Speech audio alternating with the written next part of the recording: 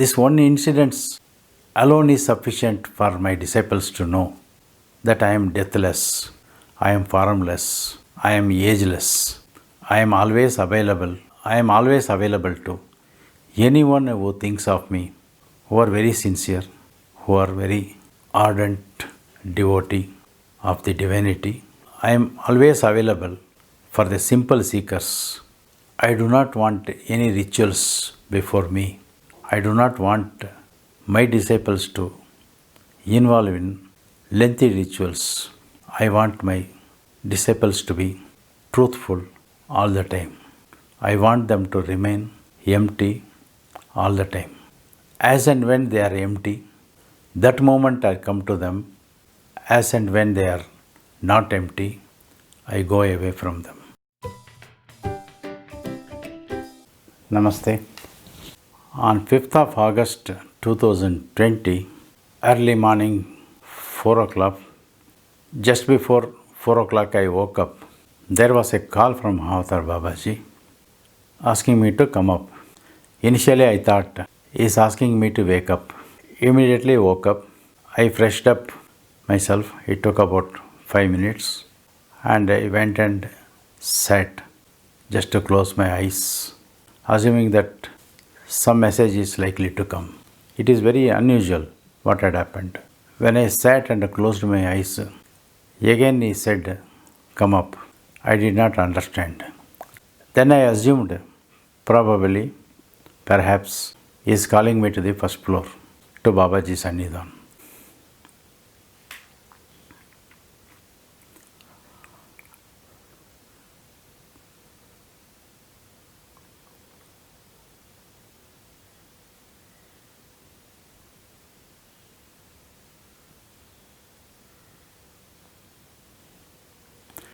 With the same condition, I went to first floor and took a comfortable seat opposite to Babaji and closed my eyes.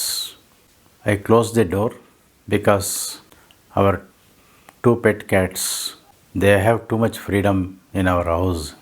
They enter Babaji Sannidhan also, so we do not want them to come there. Sometimes they go out and come. So on hygiene point of view, they do not know what it is.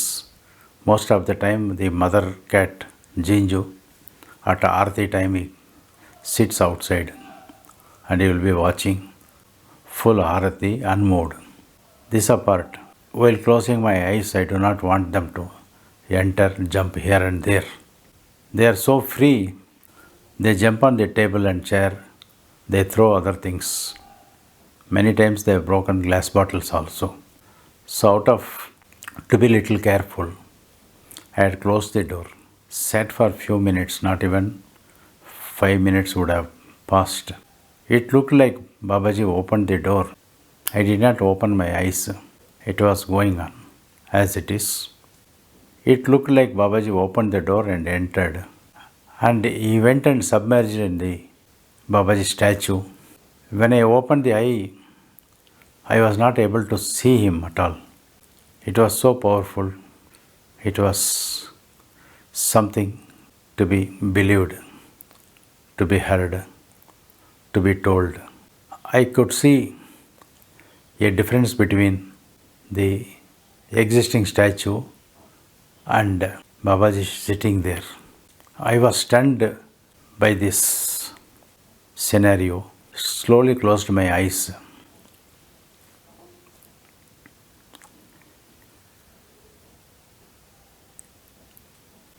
You wanted to ask something. First ask, then I will explain, was the voice which came to me. For this, I want to give a background. For quite a few days, since a week or 10 days, a lady from US is continuously calling me. She wanted two things to be distinctly clarified to her. She was in 80 to 90% depression mode and she was totally disturbed. Every day she will call me and the calling time or the call will extend at least 24 to 25 minutes. She has read a book on Babaji in which incidents narrated. During an auspicious night, Babaji creates a fire of Havan, Homa, and when the fire was burning very hot, you took one firewood and touches the shoulder of one disciple who is sitting next to him. It is described in the book that Lahiri Maharshi was a little not happy with this. With that, the person's shoulder had taken a disfigure and it has burnt. Everybody around Babaji gets astonished, and suddenly Babaji gives a soothing touch to that person whose shoulder becomes perfectly okay. Then explains Babaji that his prarabdha karma or the past life haunting of bad deeds of karma was supposed to burn him into ashes, whereas that condition has been satisfied by my touching a firewood, the burning firewood on him. On another occasion, when Babaji was with a set of his disciples, in a mountain peak, a person climbs the peak with so much struggle. He comes running. It was a very dangerous mountain to climb, but this person somehow climbs. That itself was an astonishment. After prostrating before Babaji, he urges Mahathar Babaji to accept him as his disciple, and he is in so urgency, so anxiety, so tensed. He feels that if Babaji does not accept his prayers, he would commit suicide, and makes the plan clear to Babaji also. Without any hesitation, Babaji says, if that is the case, you can jump. Without any second thought, this person jumps from the mountain, and all around Babaji, whoever were there, are astonished. Then Babaji asks his disciples to go and fetch his body. Babaji's disciples go and fetch his body, which is in very bad shape. Babaji just gives a sacred touch, this person comes to life with full condition. Babaji says that now you are fit for becoming my disciple, and there will be no death for you henceforth. These two incidences would have hurt her, especially the second one. Now she wants to know two things. One, whether Babaji is alive in his own form as is being described. Have I seen him at any stage? Have I seen him at any situation, at any encounter? Whether that person died or is he still alive? These are the questions which she is pondering over it. And without an answer, she is gone into too much of depression. She is not able to carry on with any work of the house, daily chore. She is in deep depression. And she is also telling that she is taking lot of tablets to overcome the depression. She has sent me even a clipping of the particular page of the book and wanted to know what it is. I had given all sorts of answers to her, all sorts of clarification to her, all sorts of explanation to her, all sorts of words convincing her to come out of the condition of depression. She is not too young or too old. She may be in mid-30s, but it is an age where she was supposed to cherish her life, not getting into garbage with unwanted depression in her life. Now look at the condition of her husband. When he comes home after long hours of working, if she is in depression, and if she is not able to attend to him, if she is not able to spend peaceful life with him, if she is not able to spend happy life with him, if she is not to extend what she has to extend to her husband as a bona fide wife and to the children also, what will be the condition of the family and in and around her? With these things in mind, I requested one of my close friends to search this particular page of the book and give me. She was kind enough to give me the reference of the page which I described. No doubt the facts are so, but I never have gone through this book at all. I have already told in my previous, I don't go through any books. Very long back I stopped reading books. Except for some reference, I don't read any books. I cannot read also.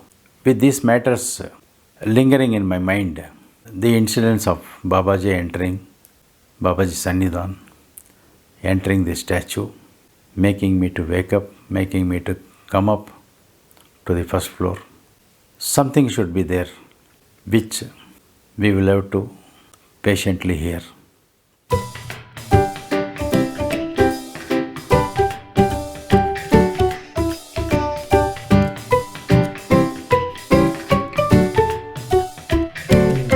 After I closed my eyes in front of Babaji, Babaji took me to Kutralam, where he was initiated into Kriya Kundalini by Siddha Agastya. He has shown me the place. The moment he took me to a place where from it is very deep if one misses and falls. The moment Babaji took me to that place, I could recall that it was this place where Babaji wanted to end his life if Agastya Siddha is not accepting Babaji himself as his disciple. Now the same thing is happening with this lady also. She wants to know. Now the same thing has happened with the disciples of Mavatar Babaji also. One person threatening to commit suicide, a Babaji refuses to accept him as disciple and jumps also. What has been done by the Guru has been done by the Shishya also. What has been done by the Master has been done by the disciple also. Suddenly I asked Mavatar Babaji, Babaji, you yourself did the same act. Is it not? Yes, I did. But the moment I announced I will commit suicide, Siddha Agastya did not allow me to jump from there. Yes, I also did the same act. But there is a distinction between both of these. Keenly look at when my disciple wanted to jump from peak to the valley, I said jump. Whereas I wanted to commit suicide by jumping, Siddha Agastya did not allow me to complete but accepted me as his disciple. The distinction here is I had no prarabdha karma. I had nothing to owe to the society, to the universe. I am a zero. I have come zero before Siddha Agastya. I was sent a puja, a zero, by my Guru Bhavanathar to Siddha Agastya. I had nothing to wash. Siddha Agastya could distinctly see this and did not allow me to take the extreme step of jumping and committing suicide. Not only that, I have no death. Life has got life. People who have life and death, death and life, who are reborn again and again, have to face life as well as death. I am not going to face death. I am here to stay. This position is known to Bhavanathar. This position is known to Siddha Agastya. That is the reason I remained empty within me. Siddha Agastya accepted me as disciple because there is no death for life. Life will have life only.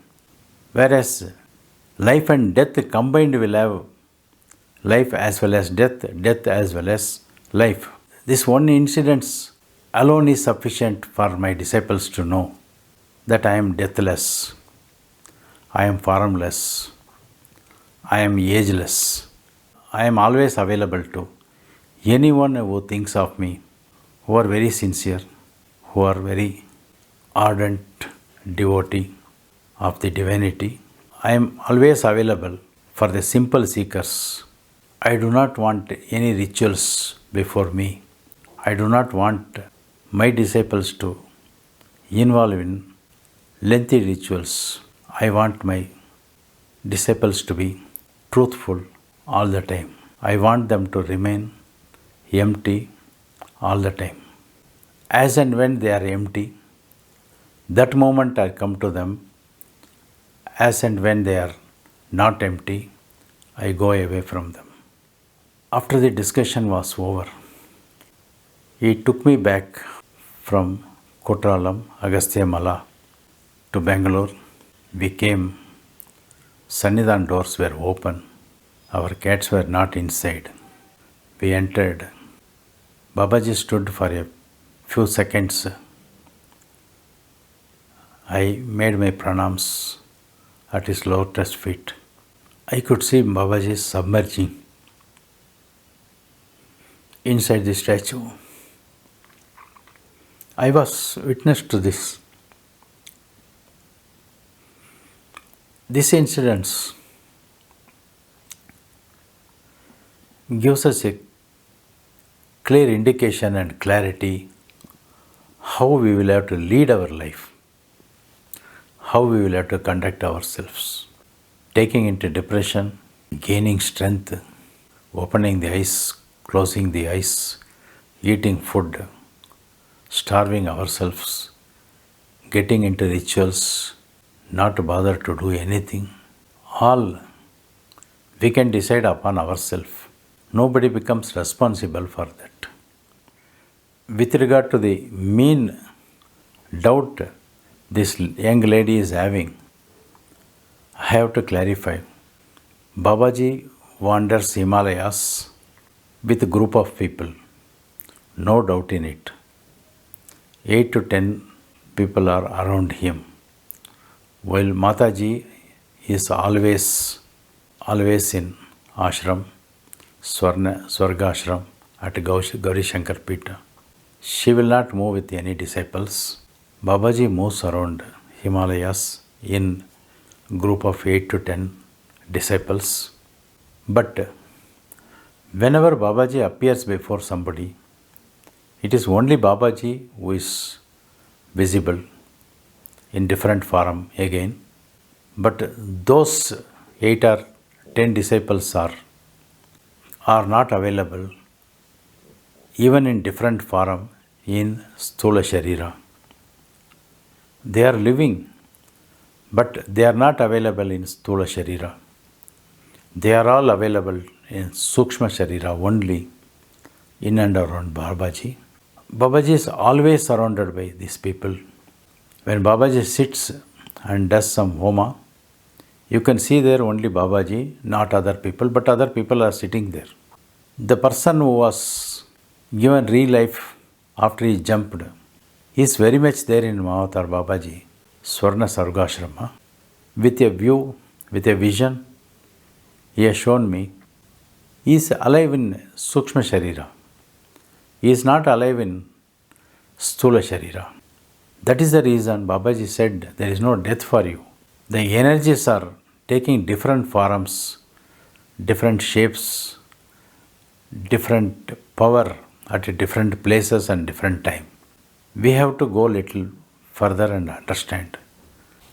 You must take up your spiritual journey under a strong guide who gives you clarity not leading to depression, clarity leading to strengthen your vibes, clarity deepening your thoughts, clarity removing your unwanted thoughts. Contact such person and pursue a spiritual journey.